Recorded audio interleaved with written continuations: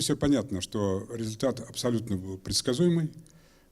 И штат Айова, где преобладают, ну, по-английски называется Born Again Christians, Круз во время своей кампании цитировал все время Библию, а Трамп себе служил плохую службу, он тоже хотел это сделать.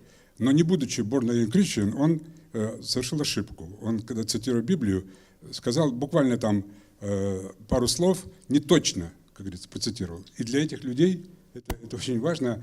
Они решили, что, собственно, это не наш, как говорится, не совсем, вернее, совсем наш человек. Но главное то, что разница в делегатах. Ведь главное не то первый, второй, а сколько ты получаешь делегатов. Айова дает 30 делегатов. А всего, чтобы победить, нужно 1236, кажется, такая вот цифра точная. Конечно, это большая психологическая такая победа для Круза. Предсказание в Нью-Хэмпшире будет то, что победит Трамп. Все опросы общественного мнения, и это Трамп, штат более либеральный. Там он менее такой религиозный, а больше, как мы говорим, либеральный. Поэтому, ну, всегда опасно делать предсказания, но можно вот здесь это сделать. Трамп там победит. С каким отрывом не всем понятно, потому что действительно Круз получил некий такой дополнительный такой стимул и психологический фактор, наверное, сыграет какую-то роль. Вот. Ну и что понятно, что всех интересует, как это, если, скажем, Круз победит, то отношения России и Америки. Ведь Трамп много наобещал. И ну, мы знаем, что политики часто дают обещания, потом их не выполняют, но Трамп не политик, он бизнесмен, а в бизнесе все-таки, когда люди дают обещания, они стараются его сдержать. Поэтому, конечно, для американо-российских отношений Трамп, наверное, был бы предпочтительнее. Но если проанализировать выступление Круза, то он, в отличие от третьего, Рубио, он не, кажется, не скатывался на какую-то такую сильную антироссийскую риторику. И в этом плане, если, как говорится, победит Круз, то ничего такого страшного не произойдет. А может, он и предложит Трампу быть вице-президентом. Такие бывают моменты. Так что надо ждать 9 февраля. И обычно после вот первых двух праймериз начинается отсев. Но вот мы знаем, что сегодня Хакаби, который, кстати, выиграл в Айове. На прошлых выборах он выиграл в Айове, но сегодня он объявил, что он сходит с дистанции. Только один. Ожидалось, что 2-3 человека. В принципе, Буш, пора уже и Бушу сходить со сцены, но он пока еще держится, у него еще много денег остается, поэтому он, наверное, будет пока продолжать. Но после Нью-Хэмпшира, ну, наверное, 3, 4, 5, может быть, даже кандидатов отпадут.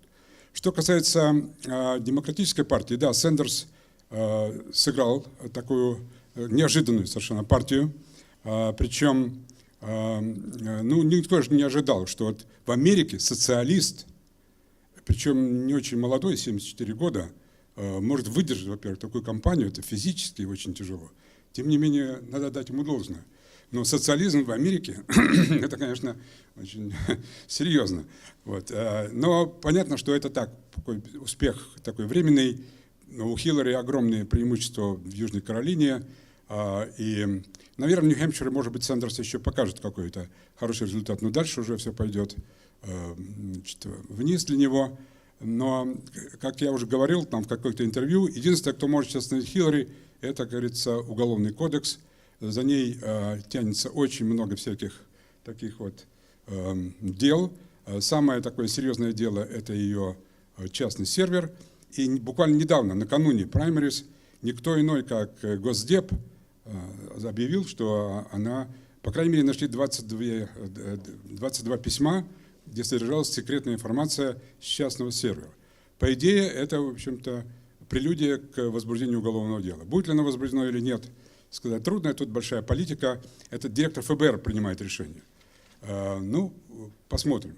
Но, скорее всего, даже если это и произойдет, не думаю, что Хиллари на данном этапе это может остановить.